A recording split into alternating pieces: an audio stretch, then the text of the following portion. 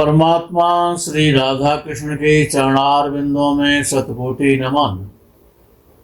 मित्रों को, जिज्ञासुओं को, धर्म प्रेमियों को, ज्योतिष विज्ञान प्रेमियों को हर हर महादेव, बम बम भोले, नमः शिवाय। मित्रों, आज ज्योतिष के प्रकरण में विषय है प्रॉपर्टी। प्रॉपर्टी का खरीदना, प्रॉपर्टी का बेचना, प्रॉपर्टी से लाभ के योग, बहुत सारी प्रॉपर्टी का एकत्रित होना, उससे लाभ प्राप्त करना, बिल्डर बनना, रियल एस्टेट में सफलता प्राप्त करना। प्रॉपर्टी, अब किसी का ऑफिस है वो भी एक प्रॉपर्टी है, किसी का मकान है वो भी एक प्रॉपर्टी है, किसी का राजमहल है तो वो भी एक प्रॉपर्टी है, किसी का फ्लैट है वो भी एक प्रॉपर्टी है। समस्त प्रकार की प्रॉपर्टी, चाहे वो प्लॉट है, चाहे वो फ्लैट है, चाहे वो कृषि की भूमि है, तो ये समस्त प्रकार की प्रॉपर्टी का स्वामित्व मंगल को प्राप्त है। आपको पता ही है कि मंगल धरती पुत्र है, भूमि का पुत्र है मंगल। मंगल उच्च राशि का हो, मूल त्रिकोण राशि का हो, स्वराशि का हो या मित्र राशि का हो, तो प्रॉपर्टी का काम करने का योग बनाता है। मंगल लगन में हो, उच्च राशि का हो, तो मंगल प्रॉपर्टी से बहुत धन देता है, बहुत बड़ा बिल्डर और रियल एस्टेट का यशस्वी स्वामी बनाता है। मंगल द्वितीय भाव का स्वामी हो, उच्च राशि का हो, तब भी ऐसा योग बनता है। 11वें भाव में हो, मंगल लगन में हो या मंगल चतुर्थ भाव में हो, जन्म कुंडली में मेष लगन हो और मंगल उच्च राशि का होकर के 10वें भाव में बैठा हो, तो प्रॉपर्टी का अति श्रेष्ठ योग बनता है। प्रॉपर्टी का काम करने का, प्रॉपर्टी के द्वारा धनवान होने का बहुत अच्छा योग है मेष लग्न वालों के लिए। यदि मंगल उच्च राशि का है, यदि मीन लग्न है और मंगल 11वें भाव में यदि उच्च राशि का होकर के बैठा है, तो ये और ज्यादा सर्वश्रेष्ठ योग है। मंगल चौथे भाव में बैठा हुआ है, मकर राशि का है या मेष या वृश्चिक राशि का है, तो ये योग प्रॉपर्टी का कार्य करने के लिए बहुत उत्तम और उच्च कोटि का योग है। बिना मंगल की सहायता के प्रॉपर्टी से धन कमाने के जो योग हैं वो नहीं बन सकते। यदि मंगल कुंडली में नीच राशि का है या शत्रु राशि का है या पाप पीड़ित है, मृत अवस्था का है या संधि अवस्था में है, तो ऐसे व्यक्तियों को प्रॉपर्टी का काम नहीं करना चाहिए। जन्म कुंडली में द्वितीय भाव बलवान हो, बली हो और द्वितीय भाव का स्वामी द्वितीय भाव में बैठे या 11वें भाव में बैठे, तो प्रॉपर्टी के द्वारा खरीदने बेचने से, प्रॉपर्टी का खरीद फरोख्त करने से वो व्यक्ति धनवान हो जाएगा। द्वितीय भाव का स्वामी मंगल हो, चाहे तुला लग्न हो चाहे मीन लग्न हो, तभी द्वितीय भाव का स्वामी मंगल होगा। तो द्वितीय भाव का स्वामी मंगल या तो स्वराशि में बैठा हो या उच्च राशि का हो करके लाभ स्थान में बैठा हो, तो जातक को जिसकी कुंडली में भी ये योग बन रहा है, तो जमीन जायदाद, मकान, दुकान, फ्लैट, प्लॉट खरीदने बेचने से उसको विशेष धनवान होने का योग बन जाएगा। मंगल चतुर्थ भाव में हो और चतुर्थ भाव का स्वामी चतुर्थेश लाभ स्थान में मंगल से दृष्ट हो रहा हो, मंगल की दृष्टि चतुर्थ भाव के स्वामी पर लाभ स्थान में हो, तब भी प्रॉपर्टी के द्वारा खरीद फरोख्त के द्वारा बहुत श्रेष्ठ योग बनता है। शर्त यही है कि मंगल शत्रु राशि का ना हो, मंगल नीच राशि का ना हो, मंगल शनि के साथ ना हो, मंगल राहु के साथ ना हो, या मंगल पर शनि और राहु की दृष्टि ना हो। तो निश्चित है कि जमीन के द्वारा, प्रॉपर्टी के द्वारा और जातक अपने जीवन में बहुत उच्च कोटि का प्रॉपर्टी के कार्य से धनवान बनेगा।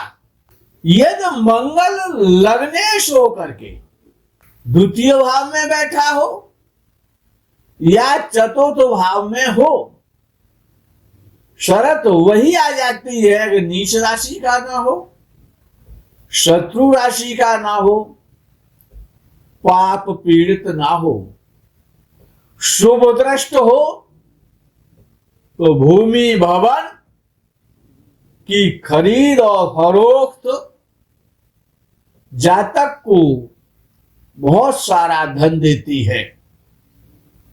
या द्वितीय भाव का स्वामी द्वितीयेश और लाभ स्थान का स्वामी लाभेश, इन दोनों का राशि परिवर्तन होता हो। द्वितीय भाव का स्वामी लाभ स्थान में बैठे और लाभ स्थान का स्वामी द्वितीय भाव में बैठे तो प्रॉपर्टी के द्वारा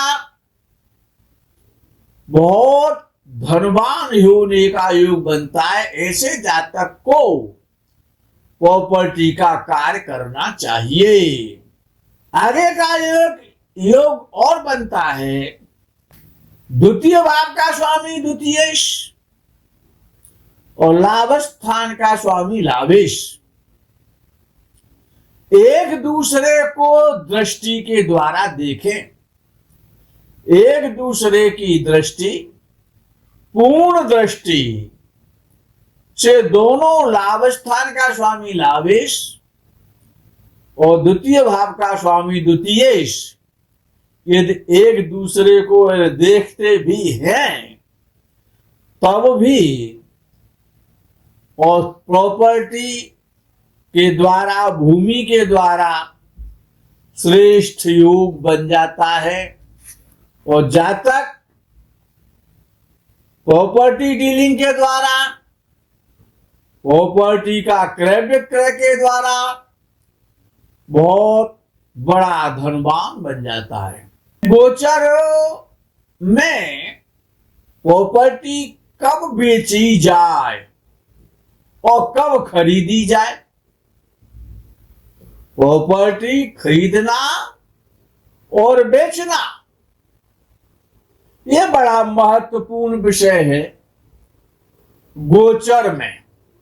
तो विषय आता है कि गोचर में लग्न का स्वामी लग्नेश और सप्तम भाव का स्वामी सप्तमेश या तो चौथे भाव में जाए, यानी सप्तम भाव का स्वामी लग्न में जाए या चौथे भाव में जाए गोचर में, या लग्न भाव का स्वामी चौथे भाव में चला जाए या फिर सप्तम भाव में जाए गोचर में, या लग्न में जाए यानी कि लग्न भाव का स्वामी और सप्तम भाव का स्वामी दो स्वामी हैं ये, लग्नेश और सप्तमेश। या तो ये चौथे भाव में जाए गोचर में, या लग्न में जाए, या फिर सप्तम भाव में जाए। तो प्रॉपर्टी बेचने प्रॉपर्टी खरीदने का इस समय में यदि प्रॉपर्टी खरीदी जाती है तो वो बहुत धन देने वाली होती है। दूसरा योग वो मैं आपको और बता रहा हूं कि प्रॉपर्टी कब खरीदनी चाहिए। चतुर्थ भाव का स्वामी चतुर्थेश गोचर में यदि उच्च का जिस समय हो रहा हो, उच्च राशि का हो रहा हो, तो प्रॉपर्टी खरीदे। चतुर्थ भाव का स्वामी जब उच्च का हो रहा हो गोचर में तो प्रॉपर्टी खरीदने का योग बनता है। इसमें खरीदी हुई प्रॉपर्टी बहुत धन देने वाली होती है। छठवां, आठवां, 12वें भाव में चतुर्थ भाव का स्वामी ना बैठे गोचर में, उच्च का हो चतुर्थेश लेकिन छठवें, 8वें, 12वें भाव में ना हो तो प्रॉपर्टी खरीदने का श्रेष्ठ योग बन, किसी भी भाव में हो लेकिन 6, 8, 12 में चतुर्थ भाव का स्वामी ना बैठे गोचर में, ना जाए, यानी कि 6वें, 8वें, 12वें भाव में चतुर्थ भाव का स्वामी गया है या जा रहा है या जा चुका है तो प्लीज प्रॉपर्टी मत खरीदिए। समय का इंतजार कीजिए। जब चतुर्थेश स्वराशि में चला जाए या उच्च राशि में चला जाए, 9वें भाव में जाए, 10वें भाव में जाए, 11वें भाव में जाए, लग्न में जाए, धन स्थान में जाए, तीसरे भाव में जाए, पंचम भाव में जाए, चौथे भाव में जाए, सप्तम भाव में जाए, प्रॉपर्टी खरीदिए। चतुर्थेश को देख लीजिए, उस खरीदे हुए समय में जो मैंने आपको योग दिया है, यदि आप इस योग में कोई सी भी प्रॉपर्टी खरीदते, छोटी से छोटी और बड़ी से बड़ी, तो निश्चित है कि वो प्रॉपर्टी आपके लिए विशेष धन देने वाली होगी, विशेष लाभ प्राप्त होगा आपको, सारे झंझट और झगड़े या फसादों से आप बचेंगे। अब विषय आता है कि प्रॉपर्टी बेचनी कब चाहिए।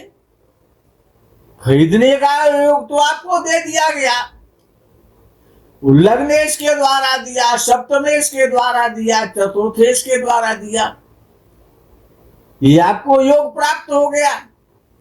देखिए, प्रॉपर्टी बेचनी कब चाहिए। खरीद तो आपने ली कि आपको अधिक से अधिक लाभ प्राप्त हो, अधिक से अधिक बहुत सारा धन आपको मिल जाए। तो विषय आता है कि चतुर्थ भाव का स्वामी बेचने के लिए। फिर वहीं आ जाइए तो चतुर्थ भाव का स्वामी चतुर्थेश गोचर में 5वें भाव में जाए, दूसरे भाव में जाए, लगन से 5वें भाव में जाए, दूसरे भाव में जाए, 11वें भाव में जाए, अपने स्थान से जाए या लगन से जाए। ध्यान रखें, चतुर्थेश चतुर्थ भाव से 5वें भाव में जाए, दूसरे भाव में जाए, 11वें भाव में जाए, या गोचर में 5वें दूसरे 11वें भाव में जाए, तो प्रॉपर्टी बेचने का बड़ा श्रेष्ठ योग बनता है और निश्चित रूप से आपको बहुत बड़े धन के लाभ प्राप्त हो जाएंगे, धन प्राप्त होगा। यदि चतुर्थ भाव का स्वामी चतुर्थेश गोचर में तीसरे, छठवें, 12वें भाव में भी यदि जाता है, तो प्रॉपर्टी बेचने का तो योग बन जाएगा, प्रॉपर्टी तो बिक जाएगी, लेकिन लाभ कब होगा, धन कब मिलेगा। लाभ कब होगा कि जब चतुर्थेश गोचर में 5वें दूसरे 11वें भाव में जाएगा तो विशेष लाभ होगा, और तीसरे, छठवें, 12वें भाव में गोचर से यदि चतुर्थेश जा रहा है तो प्रॉपर्टी बेचने का योग तो बन जाएगा, प्रॉपर्टी तो बिक जाएगी, लेकिन धन मित्रों कम प्राप्त होगा। तीसरा, छठवां, 12वें भाव में केवल एक ही कमी है चतुर्थेश जब गोचर से जाता है कि मूल्य कम मिलता है, धन कम मिलता है, और 5वें दूसरे और 11वें भाव में जब चतुर्थेश गोचर में चलता है तो मूल्य बहुत ज्यादा प्राप्त हो जाता है, सरलता से प्राप्त होता है, बिना झंझट के प्राप्त होता है। प्रॉपर्टी से धनी होने के लिए चतुर्थ भाव, द्वितीय भाव, एकादश भाव और मंगल प्रधान है, इनका विचार और गोचर में चतुर्थेश का विचार करना कभी ना भूलें। यदि यह सूत्र आपको याद रहता है तो आप प्रॉपर्टी से धनी बनेंगे, लेकिन पहले ये देख लें कि जो योग बताए गए प्रॉपर्टी से धनी होने के, वो योग आपकी कुंडली में है या नहीं है। मित्रों, इस प्रकरण में यही विराम। हर हर महादेव, बम बम भोले, नमः शिवाय, जय गौ माता की।